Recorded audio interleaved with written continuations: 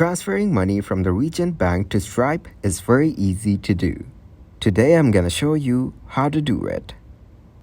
The first method is connect a bank account to your Stripe account. This can be a personal or business checking account. Transfer money from your Region's bank account to the connected bank account via online banking, wire transfer, or any other convenient method. Once the funds arrive in the connected bank account, Stripe will automatically update your account balance, allowing you to utilize the funds for payouts or other Stripe services.